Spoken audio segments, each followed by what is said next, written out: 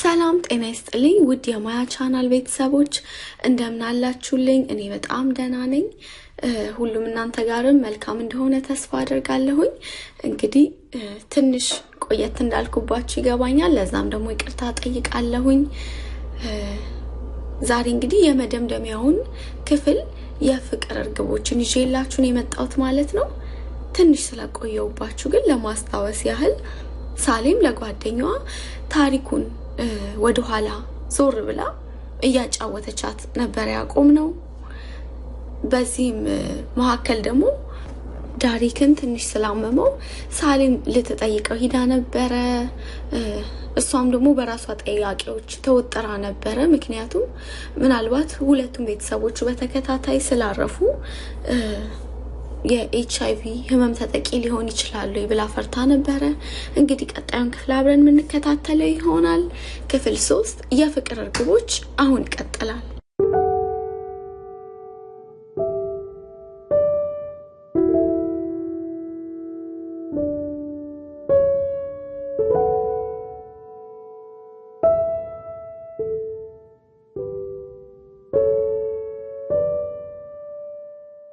ይቅርታሽ በቃ ሌላ ወሬ እናውራሽ ይቅርብን ይሄ ነገር አለችው በጸጸት ችግር የለውም የምወድሽ ላንቺ ውስጥ ማውራት ፈልጋለሁ ዳሪክ አንባውን ጠራረገና ማውራት ጀመረ የምወድሽ አዎ እኔ ብቻዬን ነኝ ወንድም እህት የሚባል ነገር የለኝም ወላጆቼ ሞተዋል የመጡትም ደግሞ ከገጠር ነበር የመጡበትን አካባቢ እንኳን አላውቀውም ያስተዋወቁኝ አንድ የማውቀው ዘመድ የለም እኔም ከአቴ ስም በላይ ምንም አላውቅም ተከታትለው ሲሞቱም የነገሩኝ ነገር የለም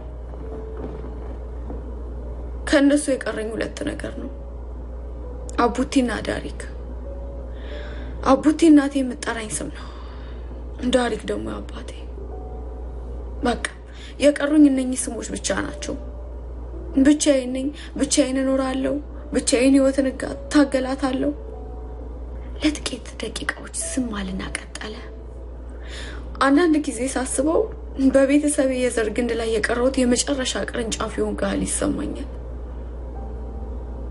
እንደዛ ነው የሚሰማኝ በቃ ሁሉም ቅርንጫፎች አልቀው እኔ ብቻ የቀራህል ነው ሁሉም ሄደው አልቀው ግንዱ ላይ የቀረውት አንድ ብቸኛ ቅርንጫፍ ለብቻዬ የምወዛወዝ በቃ ያ ማለት እኔ ነኝ እና ለብቻ ስትሆኚ ህይወት መኖር አንዳንዴ በጣም ታስፈራለች ዳሪክ እንደገና አንባው ሲመጣበት እየታገለ ላለማልቀስ ጥርሱን ነከሰው የዳሪክ እንባ የተሞሉ አይኖች ስታይ ሳሌም አይኗ ውስጥም እንባ መምጣት ጀመረ በልቧ አዘነችለት እጁን ያዛረገችው ዲ አቤት የምወድሽ ታግሎም ባውኑ አጣው ካሁን በኋላ ብቻህን አይደለም እሺ መቼም ብቻህን አትሆኑ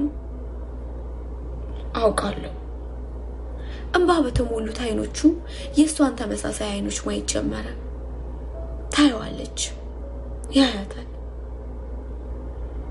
ሳሌም እንደምትወደው ልትነግረው ፈለገች ሁሌም ከጎኔ ነኝ እሺ እህትም ምርጥ ጓደኛው ወንድምም እናትም አባትም ሁሉንም ነገር ሆንልሃለሁ ጌታ እኔን ሰጥቷል ልትለው አሰበች በልቧ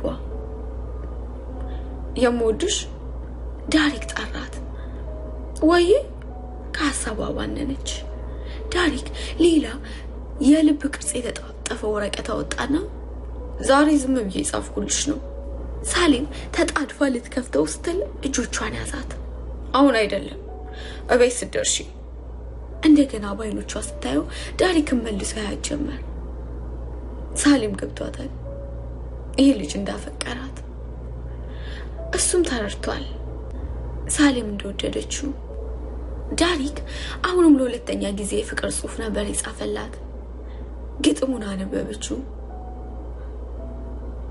ኮስተር ብላ ነበበችው። ጠዋት ተነስታ ማነበበችው። እንደገና ወደ ትምህርት ቤት ስትሄድ ማነበበችው።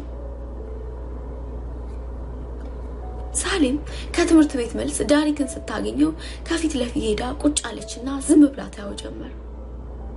እንደም ወድሽ ምን ሆነሻል ዛሬ? በረሽሙ ተነፈሰችና ነገረችው። ለኔም ሊገባኝ በማይችል ሁኔታ እጅግ በሚያስፈራ ሁኔታ ግን ደግሞ እጅግ በጣም ደስ በሚል ሁኔታ ወድጄሃለሁ፣ አፍቅሬሃለሁ። ዳሪክ ቀስ ብሎ እጇን ያዘ። የምወድሽ ወይ እኔም ባይምሮ ሊታሰብ በማይችል ሁኔታ በየትኛውም ቀመር ሊፈታና ሊተናተን በማይችል ሁኔታ ነው ደግሞ የምወድሽ ትለኝ የለ? ሳሌም አይኑን እያየች ጠየቀችው። አዎ እስትንፋሴ እስኪቆም ድረስ መሽኑ ሳያውቃቸው ረጅም ጊዜ ተቆጠረ።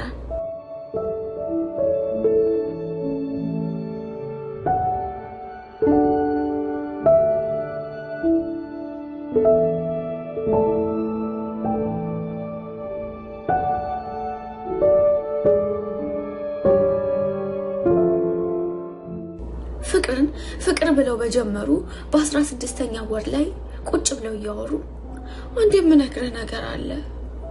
ሳሌም ለወራት ያሳሰባትን ነገር መናገር ያለባት መስሎ ስለተሰማት ይሄንን ወሬ ጀመረችው። እኔም የምነግርሽ ነገር አለኝ። ደስ የሚል ወይስ የሚደብር? አረ በጣም ደስ የሚል ነው። ያንቺስ የምወድሽ ደስ የሚል ነገር ነው? ኮምበስ አለች። ደስ አይልም ባክህ፣ ደባሪ ነገር ነው። ምንድነው? ምን ተፈጠረ? ንገሪኝ እንጂ። አሜሪካ ልሄድ ነው። ጥያቄው ሲበዛባት ነገረችው። የዳሪክን አይኖች ማየት የፈራች ይመስል አሻግራ ወደ ውጭ እያየች ቀጠለች። አልሄድም ብልም ከቤተሰብ የሚስማማ አንድ ሰው እንኳን አጣው። በጣም በጥቂት ወራቶች ነው የቀሩኝ። እኔ መልአክ ስም ያልኩ እንዳላስጨንቅህ ብዬ ነው። ግን ቅር ይበለኝ አትሂጂ ይበለኝ። አሁኑኑ ፕሮሰሱን ወረቀቶቹን ቀዳድቼ ጥለዋለሁ። ሳሌም ዞር ብላ ስታየው ዳሪክ ምንም አልመሰለውም ነበር። የምወድሽ አትቀሪም። መሄድ ወዳለብሽ ስፍራ ትሄጃለሽ። ጉዞና ጊዜ ስፍራ ፍቅራችንን ለመስበር አቅማቸው በጣም አናሳ ነው። ከጥቂት ወራት በኋላ ሳሌምና ዳሪክ አዲስ አበባ ውስጥ በአንድ ላይ ያሳለፉት የመጨረሻ ቀናቸው ነበር።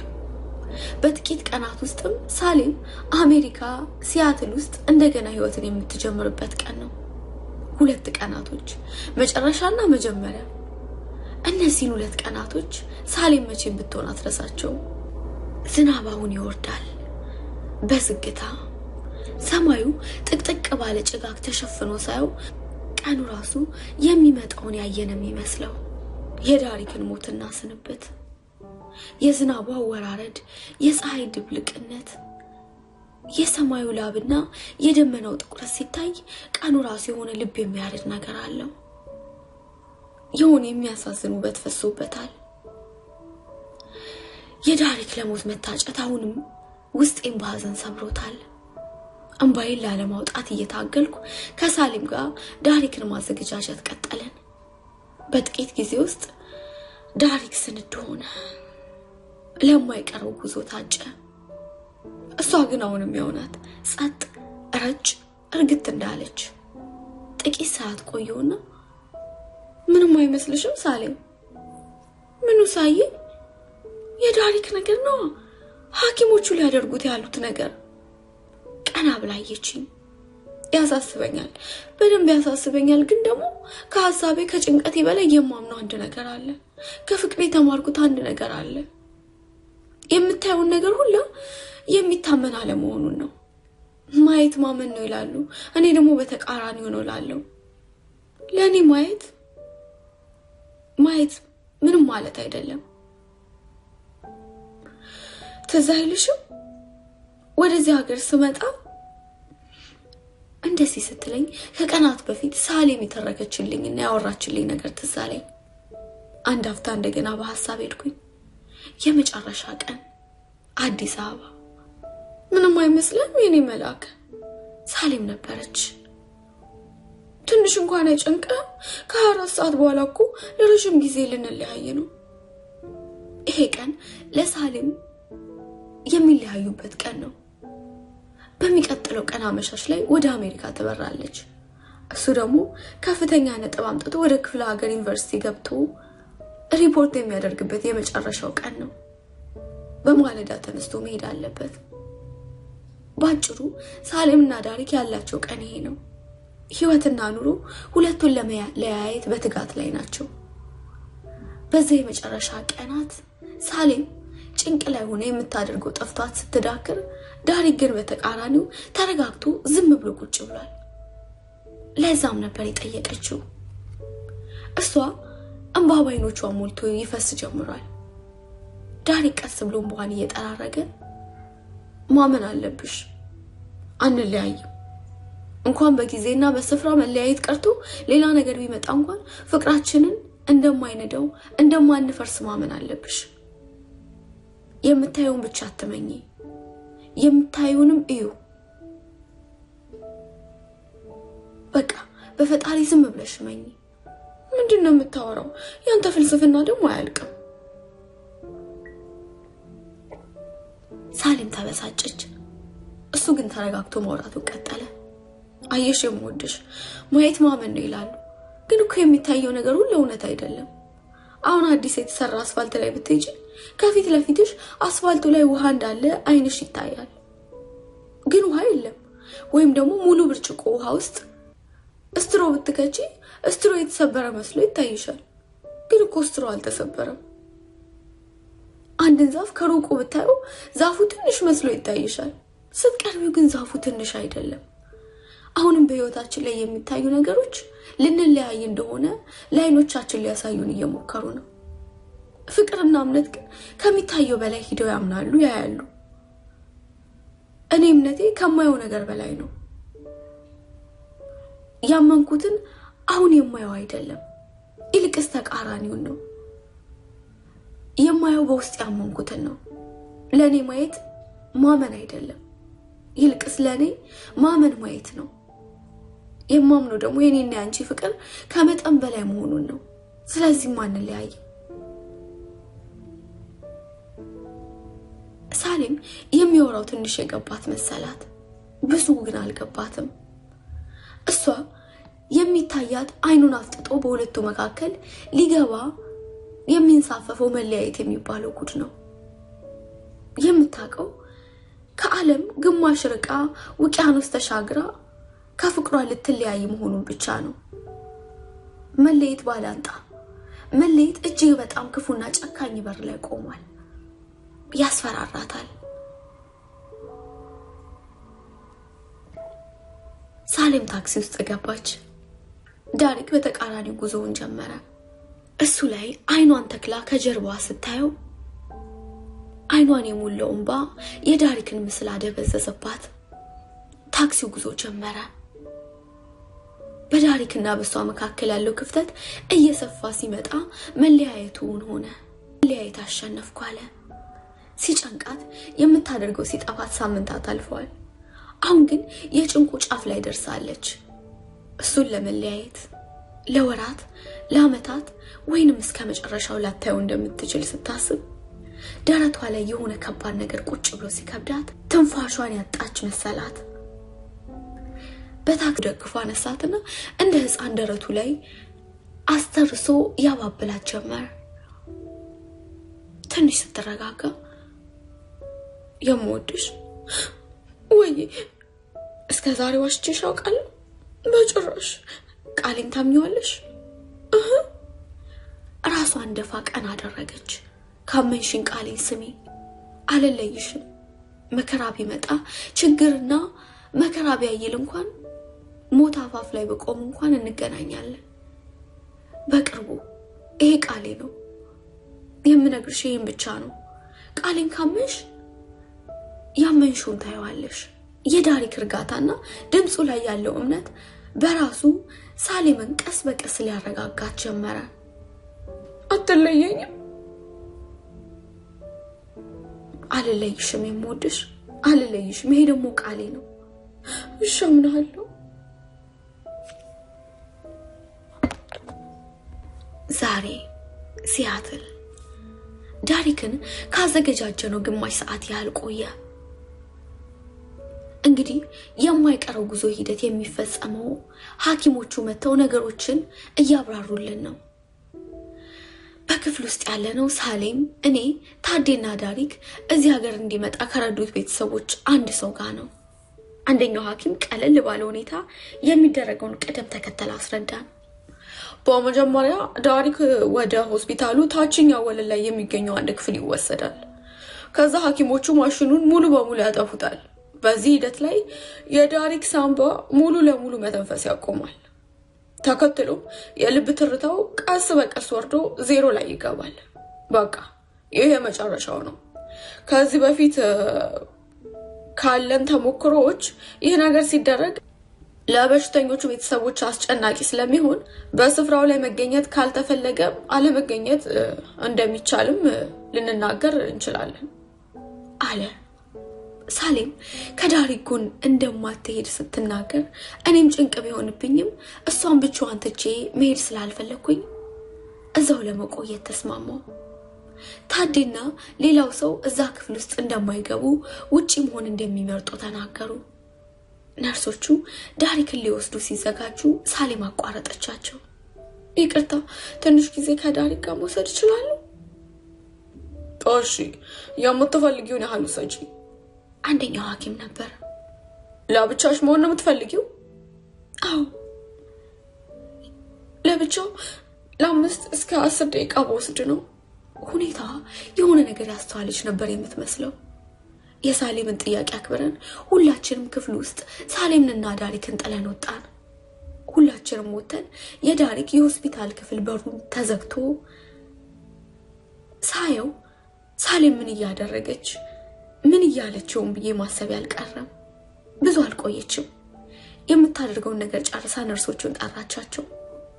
ከደቂቃዎች በኋላ ነርሶቹ ዳሪክን ከናልጋውና ከነማሽኖቹ ጋር እየገፉ ሲወስዱት እኛም ከሐኪሞቹ ጋር ከኋላ እየተከተልን አጅበነው መጓዝ ጀመርን።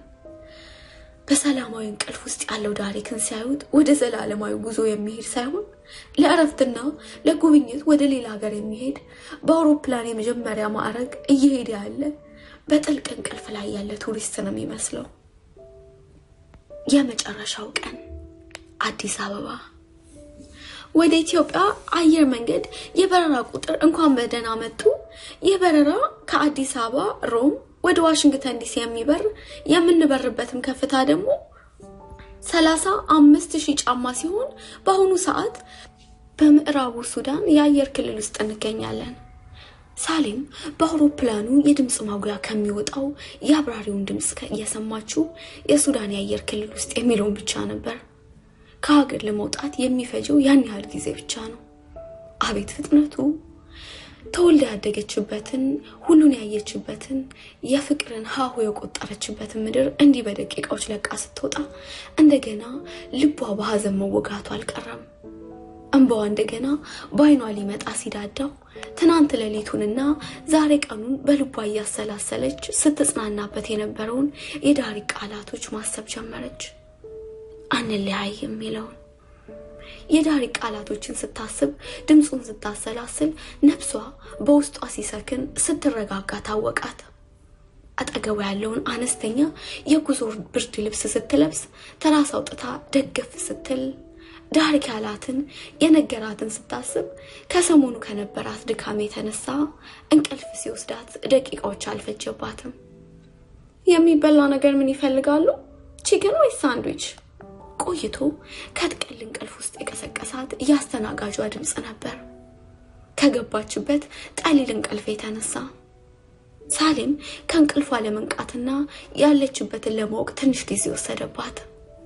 ምግብ የተደረደረበትን አነስተኛ ጋሪ እየገፋች ያለችውን ቆንጆ ልጅ ስታይ በረራ ላይ መሆኗን አስታወሰች። የሚበላ ነገር ላቅርብልዎት?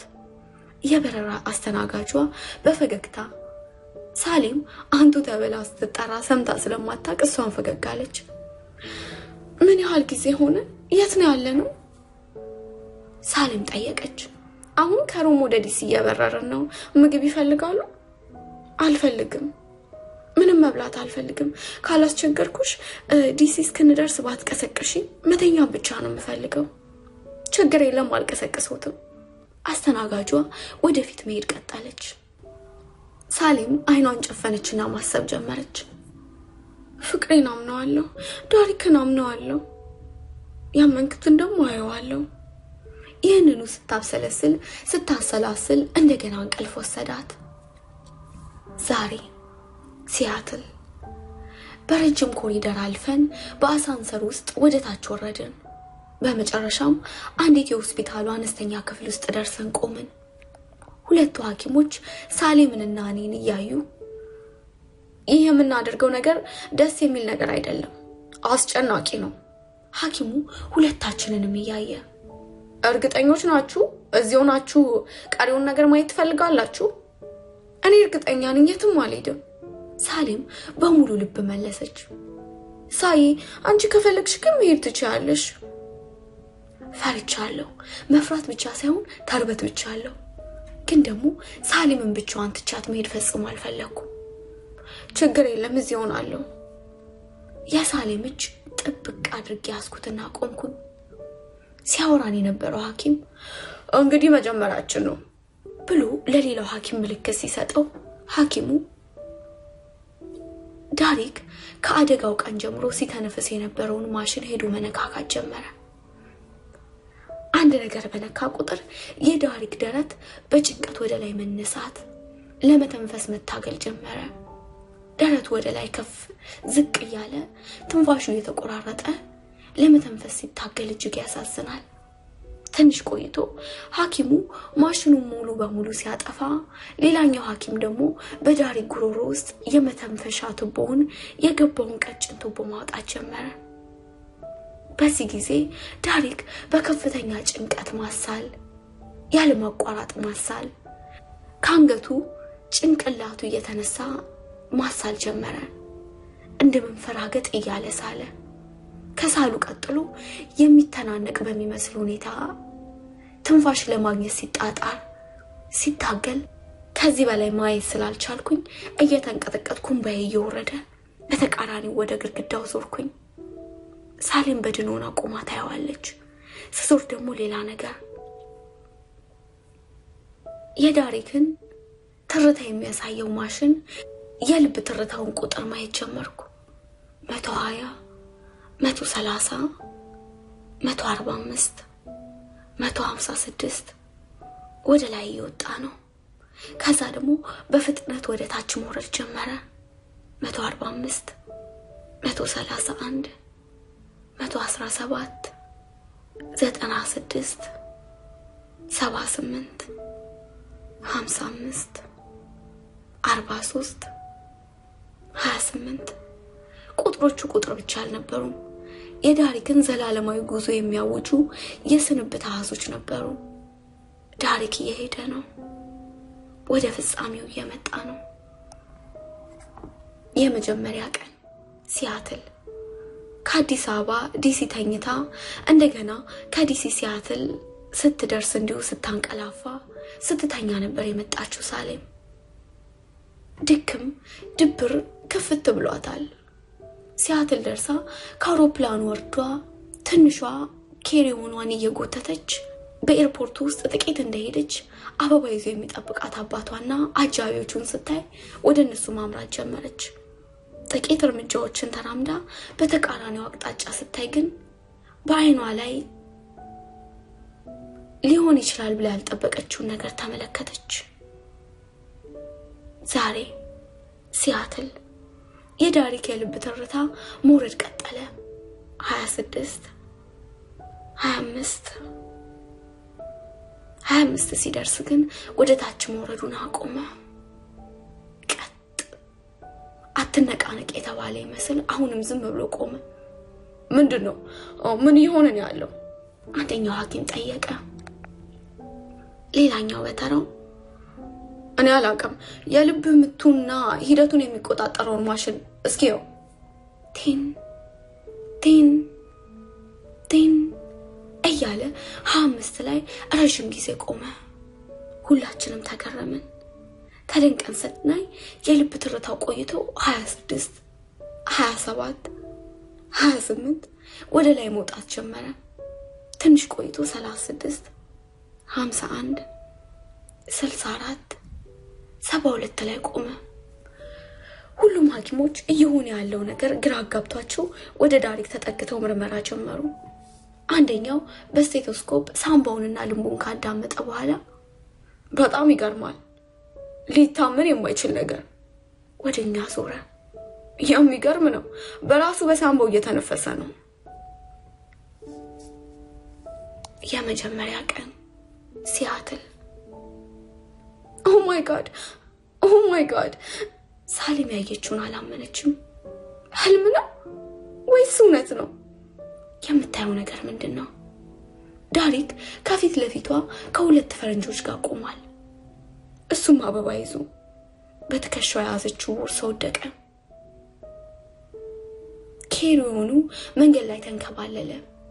ሳሌም ሮጠች፣ ሰውኑ ላይ የገፈታተረች። ከ2 ዓመት በፊት ያየችው አባቷ ጋር ሳይሆን ከ2 ቀናት በፊት ያየችው ዳሪክ ጋር ሮጠች። ሄዳ ስትጠመጠምበት ዳሪክም ወደ ላይ ከፍ አድርጎ አነሳት። ለብዙ ደቂቃዎች ቤተሰብ ከቧት ዳሪክን ጥብቅ አድርጋ ይዛ በደስታ ባለማመንም ባወረደ። ይሄ እንዴት ሊሆን ይችላል? እንዴት ሆነ ዳሪክ? አልለየሽም እመኚኝ ብዬሻል ነበር? ዳሪክም እንባው ባይኑ ማልቶ ጠየቃት። አዎ ብለኸኝ ነበር የኔ ቆንጆ። ቃላት አጠራት። አመንሽ አይደለሁ? አዎ አስታውሽሽ። ማመን ማየት ነው። እመኚ፣ ምንም ቢሆን ሞት እንኳን ቢመጣ አልለይሽም። ከዳሪክ ጋር የመጡት ፈረንጆች አንዱ ተጠግቶ ታዴን ጠየቀው። What are they saying to each other? ምንድነው የሚባባሉት ለማለት ፈልጎ ነው። ታዴ ልጁንና ዳሪክን እያየ believing is seeing፣ ማመን ማየት ነው። Seeing is believing? ማየት ማመን ነው ማለት ነው ወይ ሲል ፈረንጁ ጠየቀ። No. Believing is seeing። ማመን ማየት ነው የሚባባሉ ሲል ታዴ ደገመው። ዙሪያቸውን የከበቡት ሁሉም ተገርመው ሁለቱን ከማየት ውጪ ሳሌምና ዳሪክ የሚያወሩትን የሚባባሉት የገባው ወይም የተረዳው ሰው አልነበረም። ዛሬ ሲያትል። ምን ማለት ነው በሳምቦ ይተነፍሳል ማለት? አይሞትም ማለት ነው? በደስታ ጠየቁኝ። እንግዲህ እንደዛ ማለት ነው። ግራ ከገባቸው ሐኪሞች አንዱ መለሰ። የምለው ጠፍቶኝ በደስታ ሲቀይዙኝ ወደ ሳሌም ዞርኩኝ። ሳሌም አይሞትም፣ ዳሪክ አይሞትም። በዚህ ሁሉ ነገር ውስጥ ሁሉ ሊያልፍ ነው። ሳሌም እርግጥ እንዳለች ናት። ጸጥ ያለችው ሳሌም በትልቅ አይኖቿ ውስጥ እንባ ሲሞላ ያየሩም ቢባልም እሱ ግን ከማሽኖቹ ውጭ አልሞተም። ለሐኪሞች ለአዋቂዎች ግራ ቢሆንም ዳሪክ ግን አልሞተም። ዝም ብሎ በራሱ መተንፈሱን አላቆመም። አሁን ከሆስፒታሉ ወጥቶ ወደ ማገገሚያው ማዕከል ተመልሶ እየሄደ ነው። በመጠኑ ሳምንታትና ወራት የዳሪክ ጤንነት እየተሻሻለ ሄደ። የመተንፈሻ ትቦ ስለወጣለት የሚያጋጥመው ኢንፌክሽን ቀንሶ ጠፋ። የሚወስደው መድኃኒት ሲቆም ኩላሊቶቹም በዝግታ ለውጥ አምጥተው መጨረሻ ላይ ሙሉ በሙሉ ዳኑ። ከዛን ቀን በኋላ ዳሪክ ሆስፒታል አልሄደም። የሳሌም ደስታና ሐሴት በፊደላት መጻፍ የሚችል አልነበረም። ስለዚህም አልሞክረው። በቃ ሳሌም በምሉዕነትና በፍጹምነት ደስተኛ ናት። ዳሪክን ከመንከባከብ ጎን ለጎን የኮሌጅ ትምህርቷን እንደገና ካቆመችበት ጀመረች። ታዴ በዚህ በጣም ደስተኛ ሆኗል። ትምህርት ቤት ስትሆን ሳትችል ስትቀር እኔ ከቻልኩ ከዳሪክ ጋር አብሬ ሆነላታለሁ። በዳሪክ እንክብካቤ በልቧ ስለምታመን እኔም በጣም በደስታ ግዛትና ረዳት ነበር። እነዚህም ደስ የሚሉ ሳምንታትና ወራቶች ነበሩ። ደስታ፣ ሳቅ፣ ሰላምና መተሳሰብ የሰመነባቸው ሳምንታት። አንድ ቀን ቁጭ ብለን ከሳሌም ጋር ያወራን በልቤ ብዙ ጊዜ የማስበውን ነገር ጠየኳት። ሳሌምዬ ወይዬ ሳዬ ትዝ ይልሻል ያን ቀን ዳሪክን ሐኪሞቹ ሊወስዱ ሲሉ ማሽኖቹን ሲነቃቀሉ እንዴት ረሳዋለሁ ሳይ ከመሄዳችን በፊት ለብቻሽ ሆነሽ ከዳሪክ ጋር ምን እያረግሽ ነበር? ምን እያልሽ ነበር? ሳሌም የምወደውን ስስ ፈገግታዋን መገበችኝ። ሳይ ወዬ በቃ ምንም አያመልጥሽም አይደለም? እየሳቀች ነበር። እንዴ ምንም አያመልጠኝም። አብሬ እየሳኩኝ ሳቃችንን ተከትሎ ነገረችኝ። የዛለት ያለችውንና የተናገረችውን ብቻ ሳይሆን ሌላም ብዙ ነገር ጨማምራ ነገረችኝ። ዳሪክ ያወራታል፣ ሳሌም ትሰማዋለች። የሚያወራት ነገር ያለ ማቋረጥ መስማት ለሳሌም ደስታዋ ነው። ብዙ ጊዜ ያስቃታል፣ ብዙ ጊዜም ቁም ነገር ያወራታል። ዳሪክ ቁም ነገር ሲያወራ የሶስት ነገር ውህደት ነው። ጥበብ፣ ማስተዋልና መልስ ነው። ሳሌምና ዳሪክ አብረው እየሄዱ ነው። ሳሌም ብዙ ጊዜ ልትጠይቀው የፈለገችው ነገር አለ። ዳሪክ ወይዬ ሞድሽ ለምን ተወደኛለህ ስል ባላሰብኩትና ባልጠበቅኩት መንገድ መልሰህልኛል። አሁን ደግሞ ሌላ ጥያቄ ልጠይቅክ ነው። ዳሪክ ከፊት ለፊቷ ቆመና አይኗን እያየ ደስ ይለኛል። ምን ያህል ተወደኛለህ? ምን ያህል? ፈገግ ብሎ ያልሰማው ይመስል ጥያቄውን ደገመው። አዎ ምን ያህል? በአሁን ታነቀነቀች ራሷን።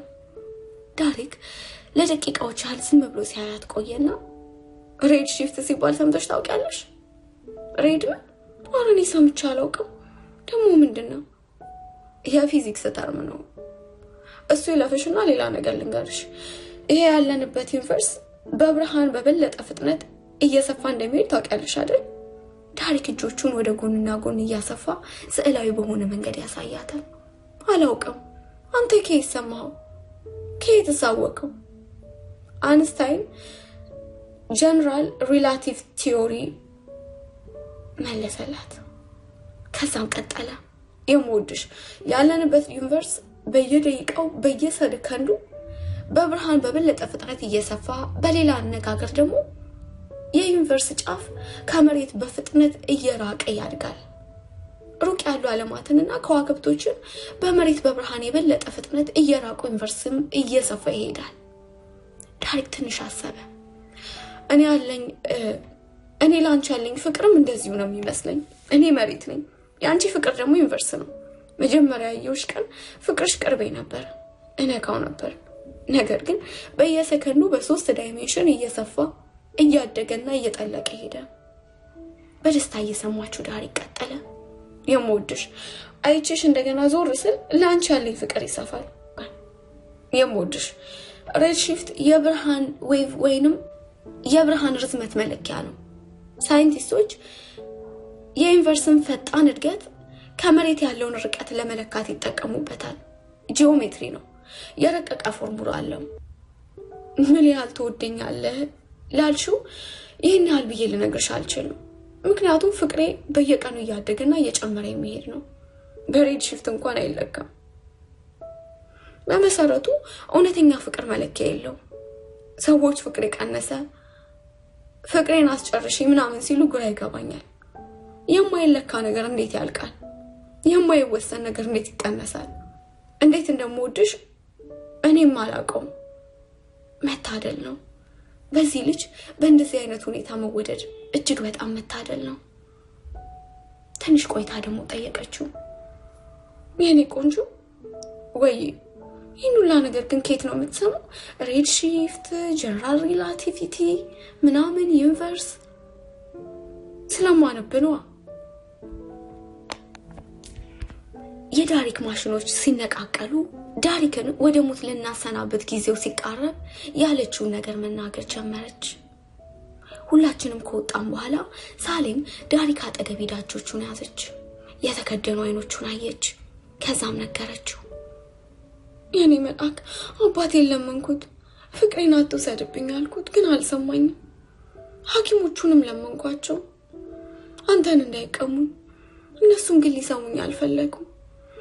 አሁን የቀሩኝ የሚሰሙኝና የማምናቸው 2 ነገሮች ብቻ ናቸው። ፈጣሪና አንተ። አምላኬን ጠይቄዋለሁ፣ እንደሚሰማኝ በሙሉ ልብ ያምናለሁ። ሐኪሞቹ ድምጽ አይሰማም ቢሉኝም እኔ ግን እንደምትሰማኝ አምናለሁ። ስለዚህ አንተን እጠይቅሃለሁ፣ አትሄድብኝ። ታስታወስክ አትለይኝ ቃልሽኝ አልለይሽም ብለኸኛል። ስለዚህ እልሃለሁ አትለይኝ። አባቴ ከጥቂት ቀናት በፊት ጥያቄ ጠይቆኝ ነበር። ከዳሪክ ብትለይ ምን ትሆኛለሽ? ካንተ ብለይ የሚሆነው ይሄ ነው። ብትለይ የምለየው በሚያስገርምና በየደቂቃው የሚያድግ ፍቅር ከሚወደኝ ልጅ ነው የምለየው። እሞትብሃለሁ። ምንም ቢሆን እጠብቅሻለሁ ካልከኝ አንተ ነው የምለየው። ብትለይ ሁለት ፍርሃቶቼ በየደቂቃ ከልቤ ካባረረው ልጅ ነው የምለየው። ስለዚህ ከተለየ ሶስት ነገር ሆናለሁ። ፍቅር በውስጤ ይሞታል፣ የሴትነት ክብሬ ይወድቃል። ከአውሮራ ድልድይ ላይም ወደ ታች ወደ ፍርሃቶች ይወድቃለሁ። የሚሆነው ይሄ ነው የኔ ቆንጆ፣ ይሄ ነው የሚሆነው። ስለዚህ እባክህ አትለይ። በእነዛ ደቂቃዎች ሁላችንም ውጪ ሆነን ድምጿን አውጥታ ሳሌም ለዳሪክ የተናገረችው ይሄ ነበር። ዳሪክም ያለችውን የሰማት ይመስላል። ዛሬ የሚያምር የሳምንቱ ቀን ነው። ከመጨረሻዎቹ ቀናቶች ውስጥ የመጀመሪያው ቅዳሜ። የበጋውን መምጣት ለማብሰር ፀሐይ አምሮበታል። ተሙሽራ ብቅ ያለች ትመስላለች። ደስ የሚል ቀን ነው። በተሳፈርንበት ትራንዚት ባስ የፊት ለፊት መስታወት ሳየው መሃሉ በቢጫ መስመር የተከፈለ አስፋልት መንገድ ላይ አድማስ ጥግ የተዘረጋ ይመስላል። ከመንገዱ ግራና ቀኝ ያለው ልምላሜ ከብሩህ የማለዳ ብርሃን ጋር ቀዳሚውን የበለጠ አስቦታል። ከሲያትል ከተማ ወጥተን እየተጓዝን ነው ሳሌምና እኔ። አብረን እንድንሄድ ከመግባበዝ ውጪ የት እንደምንሄድ ምንም የማውቀው ነገር አልነበረም። የዚህ ጉዞ ፕሮግራም የተያዘው ከሳምንታት በፊት ነበር። ሳሌምን ደጋግሜ ጉዟችንን ስፍራና ዓላማ ብጠይቅም እሷ ግን ልትነግረኝ አልፈቀደችም። ሰርፕራይዝ ነው ሳይ፣ የምሄድበት የራሴ ጉዳይ ስላለኝ ነው። አብረሽኝ እንድትሆኝ ፈልጌ እኮ ነው። በቃ ይሄንን ብቻ ነበር ያለችኝ። ለመጀመሪያ ጊዜ ዳሪክን ትታ ስትሄድ እንደው የት ይሆን ብዬ ማሰቤ ባይቀርም ግን ሳሌምን አምኜ እየሄድን ነው። ስለ እውነትም ብቸኛ እህቴ የሆነችልኝን ሳሌምን አምናታለሁ። የትም እንሂድ ብትለኝ እከተላታለሁ። ስለዚህም ደግሞ እየተጓዝን ነው፣ እየገሰገስን ነው ወደ ማላውቀው ስፍራ። ሳሌምና እኔ ጎን ለጎን ቁጭ ብለናል። አንድ የአይፎን ኤርፎን ተጋርተን ሁለታችንም በአንድ ጆሮአችን መዝሙር እየሰማን ከ3 ሰዓታት በኋላ መንገዳችንን አቋርጠን መጨረሻ ላይ ሳሌም የምትወስደኝ ቦታ ደረስን። ጠዋት በማለዳ በመነሳቴ ወደ ጉዞ መጨረሻ ላይ እንቅልፍ ሸለብ አድርጎኝ ነበር። ስለዚህም ሳሌም ስትቀሰቅሰኝ ተነስቼ አካባቢውን ቃኘው። ምንም አይታይም።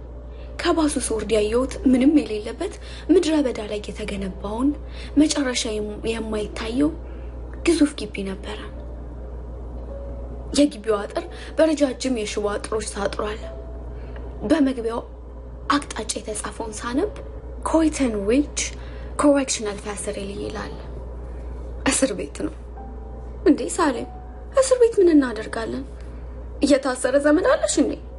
ወደ ሳሌም ዞሬ ጠየቅኩ። ሳዬ ዝም ብለሽ ተከተይኝ፣ ሰርፕራይዝ አይደል እንዴ? ወደ መግቢያው ስትሄድ ከኋላዋ ተከተልኳት። በሩ ላይ ስንደርስ በከፍተኛ ሁኔታ የታጠቁ 2 ወታደሮች ቀረቡ። እንደምን አረፈዳችሁ ወጣት ሴቶች? አንደኛው ሰላምታ ሰጠ። ሳሌም በሰላምታው መልስ ሰጠች። ወደ ሲአርሲሲ ምን አመጣችሁ? ከሰላምታው ቀጥሎ ጠየቀ። የምንጎበኘው ሰው አለ። የጉብኝት ወረቀቶች ሞልታችኋል? አዎ በሚገባ። ሳሌም ቦርሳዋን አውርዳ 2 ወረቀቶች ሰጠችው። የመንጃ ፈቃድ ወይም የመታወቂያ ካርድ? ሳይ የመታወቂያሽን ስጪው። ሳሌም የመታወቂያ ካርዷን አውጥታ ሰጠችው። እኔም ከያዝኩት ውስጥ አውጥቼ መታወቂያን አቀበልኩት። እጄ እንደምንቀጥቀጥ እያለ መሰለኝ። ፖሊሱ ከመታወቂያችን ላይ ያለውን ፎቶግራፋችንን ከመልካችን ጋር ካነጻጸረ በኋላ መታወቂያችንን መለሰልንና ደረቱ ላይ ባለው መነጋገሪያ የመግቢያው በር እንዲከፈትልን መልእክት ሰጠ። ግዙፉ በሮች እየተንፏቀቁ ተከፈቱ። ግቢ ውስጥ ገባን። በሚቀጥሉት ጥቂት ደቂቃዎች ቦርሳችን ውስጥ ያለውን ንብረት አስቆጥረን መቀመጫ ሴፍ ውስጥ አስቆልፈን ገባን። የእጆቻችንን አሻራዎች በኮምፒውተር ምስላችን ተነሳ። ጆ ካርሎስ ሬይስ። ድንገት ስሙና መልኩ ሲመጣልኝ ሲገጣጠሙልኝ በድንጋጤ ጮኩኝ። አንቺ ሳሊም ጆን ካርሎስ ሬይስ? ዞራ ስታየኝ ሰውየውን እንዳስታወስኩት ገባት። ሳይ ፕሊዝ በእናትሽ መኝ ማድረግ ያለብኝን ነገር ነው ያረጋለሁት። ዝም ብለሽ ተከተይኝ። አፌ ደረቀ። አቅለሸለሽኝ። ምን ልበላት? ቃላቶች አጣሁ። አይኖቼ ይህንን አላምንም አሉኝ። በቃ ሩጪ ከዚህ ስፍራ ውጪ የሚለኝ ነገር መጣ። ለምን ሳለ የሁለታችንን መፋጠጥ ያየው ፖሊስ ጠየቀ። ያወራነው በአማርኛ ስለሆነ አልገባው። ሰላም ነው? ሳሊም በቁሜ የደረኩትን እኔን ይዛ እየጎተተች ወደፊት ስንሄድ ፖሊሱም ተከተለን። ከደቂቃዎች በኋላ በህይወት ዘመኔ ሁላ ባይኔ ያየዋለሁ ብዬ የማላስበው ሰው ከፊት ለፊታችን መጥቶ ሲቀመጥ ተመለከትኩኝ። ጺሙና ጸጉሩ አድጓል። ፊቱ ትንሽ የከሳብ ይመስልም ራሱ ነው። አዎ ያየሁት አንድ ቀን ብቻ ነው በቲቪ መስታወት። አንድ ሰሞን መነጋገሪያ ነበር። ከዛን ቀን በኋላ በቲቪ ካየሁት ስንት ጊዜ ሆነኝ። ስለዚህ ሰው የተጻፈውን ወይንም የተወራውን ነገር አላየውም። ማየትም መስማትም ደግሞ አልፈለኩም። ስሙንም ግብሩንም ጠላሁት። ይህ ጆ ካርሎስ ሬይስ ነው። ይህ ሰው ከአመታት ከምናምን በፊት 5ኛ ጎዳና ላይ መጣ። ሳሊምና ዳሪክ ያሉበት ካፌ ውስጥ ገባ። ያለ ምንም ምክንያት የማያውቃቸው ሰዎች ላይ ሽጉጡን አውጥቶ መተኮስ ጀመረ። ከዛ በኋላ የሆነው ከተማውን ሁላ ሰምቷል። ጆ ካርሎስ ሬይስ ይሄ ነው። 2 እግሮቹና እጆቹ በሰንሰለት ታስረዋል። የለበሰው ደማቅ ብርቱካናማ የእስር ቤት ዩኒፎርም የደፈረሰውና የቀለው አይኑ የጸጉሩና የጺሙ ማደግ የበለጠ አስፈሪ ያስመስሎታል። በዝግታ እየተጎተተ ሲመጣና ከፊት ለፊታችን ሲቀመጥ አዩት። ጆ ካርሎስ ሬይስ። ማን እንደሆነ አውቀኸኛል? ፊቱን አኮሳትሮ በደፈረሱ አይኖቹ አፈጠጠባት። አላወቅኩሽም። ያለ ዛሬም አላየሁሽም። በስሱ ፈገግ አለች። አንተ አታስታውሰኝ ይሆናል፣ እኔ ግን አውቃለሁ። በሰከንድ ሽርፍራፊ ያላሰብኩት ማጥ ውስጥ ከተኸኛል። ለምን ሳታውቀኝ ጠላኸኝ እያልኩኝ ራሴን ጠይቀዋለሁ። ደግሞ ሌላ ጊዜ በሌሊት በተኛውበት በህልሜ ትመጣብኛለህ። የተንቀጠቀጥኩ እነሳለሁ። ስለዚህ አንተ ባታውቀኝም እኔ ግን አውቃለሁ። ጆ ካርሎስ አሁንም ተጎዛትሮ አፍጥጦ ያያት ነው። ሳሊም ቆመችና ከለበሰችው ቲሸርት ቆዳዋን በስሱ ከፍታ ታሳየው ጀመር። 2 ጠባሳዎች ይታያሉ። እነኚህ ጠባሳዎች ይታዩሃል? መልስ አልሰጣትም። እነዚህ ጠባሳዎች እንዲሁ ሳታውቀኝ ዝም ብለህ ከመሬት ተነስተህ ልትገለኝ የተኮስክብኝ ጥይቶች ትተውልኝ የሄዱት ጠባሳዎች ናቸው። ልትገለኝ ስትመጣ እዛ ስፍራ ላይ ከነፍሴ በላይ ከመወደው ፍቅሬ ጋር ስለ እግር ኳስ እያወራው ነበር። ከንግግሯ ትንሽ ቆም አድርጋ ጆ ካርሎስን ተመለከተችው። ምንም ስሜት አይታይበትም። 5 ጥይቶችን የተኮስክብኝ አብሮኝ የነበረው ፍቅሬን እሱን ግን የት እንዳለ አታውቅም። ስለዚህ ልንገርህ፣ ፍቅሬ ላለፉት 14 ወራቶች ተኝቷል። ኮማ ውስጥ ነው። ለመጨረሻ ጊዜ አይኖቹን ያየኋቸው አንተ እዛ ካፌ ውስጥ መጥተህ እንዲሁ ዝም ብለህ ልትገለኝ የሞከርክ ቀን ነው። እስካሁን ድረስ እየናፈኩት ነው። ሳሊም ፍዝዝ ብላ አይኖቹን ታያዋለች። እሱ ግን ያው ነው፣ ማፍጠጡም እንዳለ ነው። ዛሬ ግን የመጣሁት አንድ ነገር ልነግርህ ነው። አየህ፣ የትኛውም ሰው ሲፈጠር ክፉ ነው ብዬ አላምንም። አንተም በሆነ ጊዜ በሆነ ስፍራ ጥላቻን ተምረኸው ነው እንጂ በተፈጥሮ ክፉ አልነበርክም። እወድሃለሁ። ለልብህ የፍቅር ፀሐይ ትወጣ ዘንድ ለነፍስህ የፍቅር ብርሃን እንዲበራለት ጸልይልሃለሁ። መልካም ቀን። ይህን ካለች በኋላ ዝም ብላ ለጥቂት ደቂቃዎች አየችው። ምንም አልተናገረም። እንደ ሕፃን ልጅ አይኑን ያቁለጨልጭ ጀመር። አሁን ጆ ካርሎስ ሲያዩት የሆነ ጥፋት አጥፍቶ በወላጆቹ የተያዘ ታዳጊ ነበር የሚመስለው። በግራ መጋባት አይኖቹን ያቆለጨለጨ ብቻ ያያታል። ሳሌም ወደ እኔ ዞረች። ጨርሻለሁ ሳዬ፣ በቃ እንሂድ። ወደ በሩ ስትሄድ ከኋላዋ ተከተልኳት። ጉዞአችን አልቆ ዳሪክ የተኛበት ማዕከል ስንደርስ መሸት ብሎ ነበር። በር ላይ የማዕከሉ ዋና ነርስ ስታይን አላመነችም። ከሰማይ የወረድን ነው የመሰላት። ኦ ማይ ጋድ፣ እናንተ ሁለታችሁ የት ነበራችሁ? ላለፉት 2 ሰዓታት ስልካችሁ ላይ ስደውል እኮ አይነሳም። ከከተማ ውጪ ነበርን፣ ሳሌም መለሰች። ምን ተፈጠረ? ስልክሽ ላይ የተውኩትን የድምጽ መልእክት አላገኘሽውም? ስልኬ ባትሪ ጨርሶ ጠፍቷል። ያንቺስ? ወደ እኔ ዞረች። ጠዋት ቤት ረስቼዋለሁ። አትቀልዱ እና ምንም አልሰማችሁ? ምንም አታውቁ? አረ ምንም እናውቀው ነገር የለም። ምንድነው? ሳሌም ድምጿ ወደ ድንጋጤ እየተለወጠ ነበር። ይህን ጊዜ ነርሷ እጇን በሰፊው ዘርግታ ወደ ሳሌም ተጠጋች። እቺ ጽኑ ታዳጊ ወጣት እጅግ መልካም ዜና ይዤልሽ መጥቻለሁ። ልጁ ነቅቷል።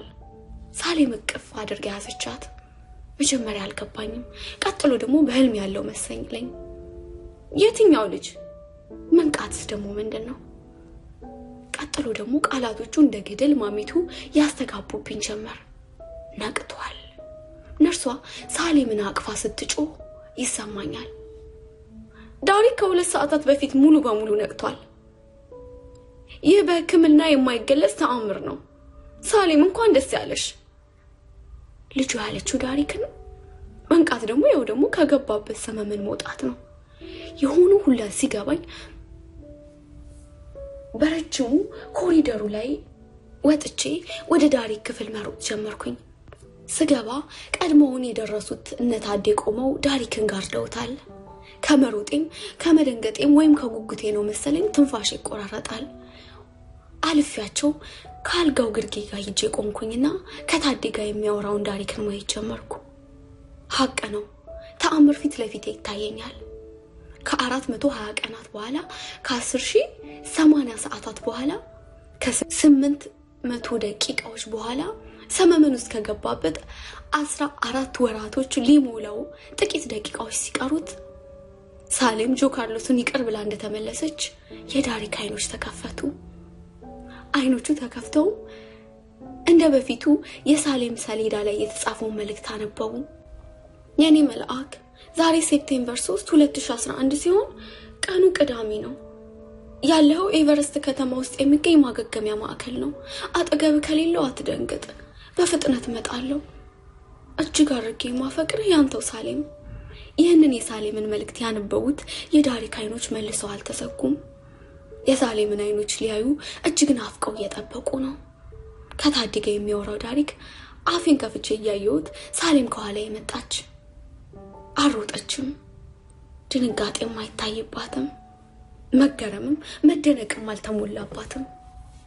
ሳሌም አሁንም በፍጹም እርጋታ ውስጥ ናት። ሌላ ክፍል ውስጥ የሚጠብቃት ዳሪካ ክፍል የገባች ነው የምትመስለው። ያየችውን ነገር መልሳ ያየችው ነው የምትመስለው። በፍጹም እርጋታ ወደ እነታዴ በቆሙበት ተቃራኒ ባለው ባልጋ ጠርዝ ተጠግታ ቆማ የተከፈቱ አይኖቹን እያየች ፍዝዝ ብላ ቀረች። አንደበቷ የተሳሰረ ትመስል ነበር። በትልልቅ አይኖቿ ውስጥ ግን እንባ ሲሞላ ይታየኛል። ዳሪክ ቀኝ እጁን ዘረጋላት። የምወድሽ ድምፁን ስትሰማ አልቻለችም። አልጋው ላይ ቁጭ አለችና ወይ ዳሪክ ቃላት የትግሏን ከምላሷ ወጡ። ዳሪክ አይኗን እያየ ያወራት ጀመር። ሳሌም በለምለም መስክ ላይ በሰመመን ውስጥ ሆኜ ሁሉንም ሰማሽ ነበር። መጽሐፍ ስትተርኪልኝ፣ ስትጸልይልኝ፣ የቀኑን ውሎሽን ስትነግሪኝ በደንብ ሰማሽ ነበር። አትሂድብኝ ስትይኝ ስትነግሪኝ ሁሉም ነገር ጥርት ተብሎ ይሰማኛል። ተስፋ አልቆርጥም አምናለሁ ስትይኝ ሰማሽ ነበር። አባቴ ፍቅሬን አትቀማኝ አትውሰድብኝ ስትይኝ ሰማሽ ነበር። ስለ ኳስ ጨዋታ ስትነግሪኝ፣ ማለዳ ፊቴን ስትዳስሽኝ፣ ጸጉሬን ስታበጥሪልኝ፣ እጆቼን ይዘሽ ፊልም ስታይ ሰውነቴ ላይ የኤሌክትሪክ ንዝረት በላይ ይታወቀኝ ነበር። ካጠገቤ በየቀኑ ስታድሪ ጥያሌ ድም ስትኝ ይሰማኝ ነበር። ሳሌም እንባዋ በአይኖቿ ሲሞላ ይታየኛል። ዛሬ ግን አልቻለችም። የጸና ፍቅሯ የጠንካራ እምነቷና የፍጹም ይቅርታዋ ፍሬ ስትመለከት አልቻለችም። የዚህ ሁሉ ውጤት ነው።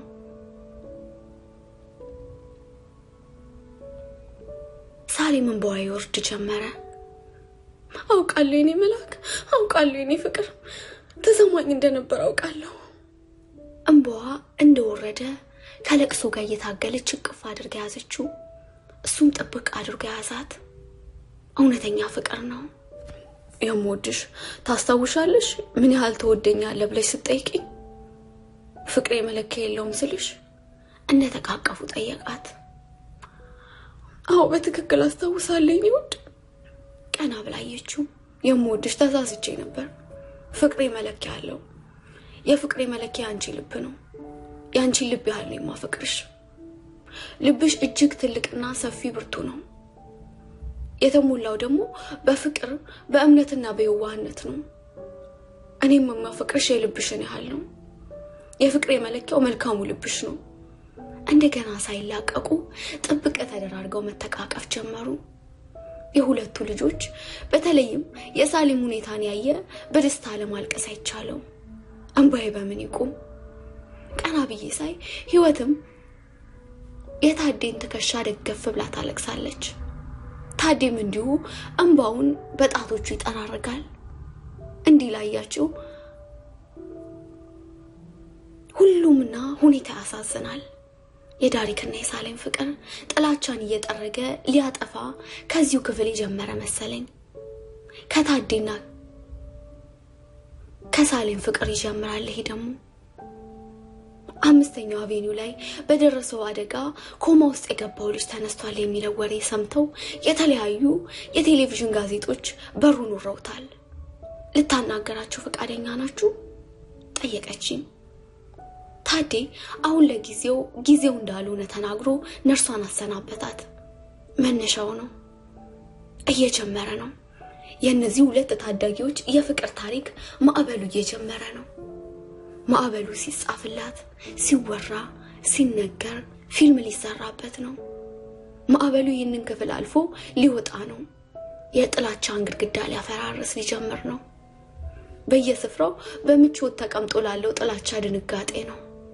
ይሄ ፍቅር የፍቅር በደረሰበት አካባቢ ሁላ ጥላቻን ፈርቶ ይሮጣል። ጥላቻ ለተባለው ወረርሽኝ ፍቱን ክትባቱ ነው። ይሄ ፍቅር በነዋይ በስሜትና በሚታይ ነገር ላይ ዳንኪራ ለሚያስጨፍረው የውሸት ፍቅር ማምከኛ ነው። አንድ ቀን ታዳጊ ወጣቶች እንዲህ ሲሉ ሲያወሩ ታየኝ። እውነተኛ ፍቅር የለም ትኛለሽ? ሳሌም ትዝ አትልሽም?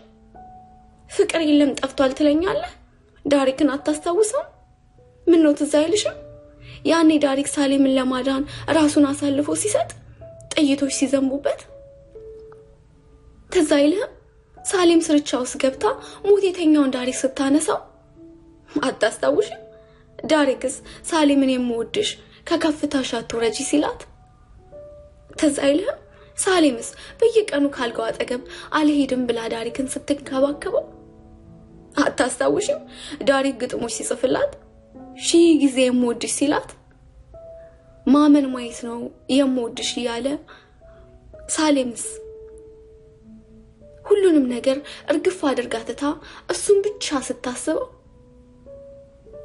ጆ ካርሎስን ሲቅርብ ይያለው ወድሃለው ስትለው ዳሪክስ የምወድሽ በምንም እድሜ በማይለካ ፍቅር ወድሻለው ሲላት ሳሌምስ በዙሪያው ያሉ ተስፋ ሲቆርጡ ዳሪክ ሟች ነው ሲሉ ብቻዋን አይሞትም ጥሎኛ ሄድም ብላ ስታምን አዲስ የወጣቶች ንግግር ይሄ ሲሆን በመናቤ ታየኝ። በመጨረሻ ፍቅር አሸነፈ። ፈገግ አልኩኝ። የፍቅር እርግቦች በዚሁ ተፈጸመ።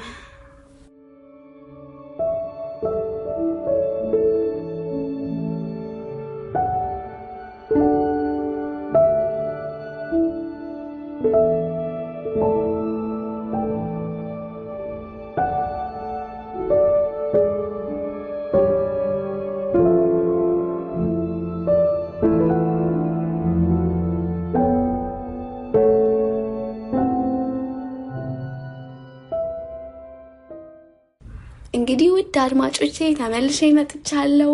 ያው እንግዲህ በጉጉት ስንከታተለው የነበረው የፍቅር እርግቦች በዚህ ተጠናቋል ማለት ነው። በትረካው በርካታ ቁም ነገሮችን፣ ጽናትን፣ ተስፋ ለመቁረጥን እና የእውነተኛ ፍቅርን ጥግ ተምራችሁበታል ብዬ አስባለሁኝ። ታሪኩ በጣም እንዳስተማራችሁ ተስፋ አደርጋለሁኝ። እንግዲህ ካሁን በኋላ ግን አልቆይባችሁም። ነገ የምትወዱትን ጽሁፍ ይዤላችሁ መጣለሁ። ራሴ ጻፍኩት ነው። እንግዲህ በትረካው በርካታ ቁም ነገሮችን እንደምትማሩበት ተስፋ አደርጋለሁ። እስከዛ ድረስ ግን በቀጣዩ ትረካ እስከምንገናኝ ሁላችሁም በያላችሁበት ሰላም፣ ጤናና መተሳሰብ ከእናንተ ጋር እንዲሆን እመኛለሁ። አብሬያችሁ የቆየሁት ማያ ነበርኩኝ። ሁላችሁንም ውድድድ አደርጋችኋለሁ። ቻው።